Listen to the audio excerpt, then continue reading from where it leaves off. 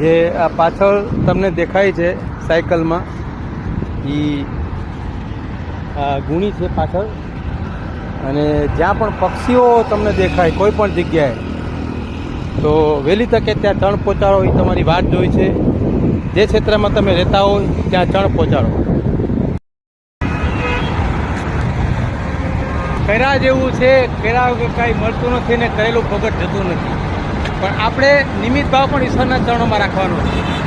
દાना डाला तो आ गया, उसका मतलब उसके पेट में भूख है और भूख जो है वही हर कर्म करवाती है, लेकिन ये कर्म भुगतने के लिए है. और इंसान ऐसा है कि कर्म कर सकता है, कर्म दे सकता है.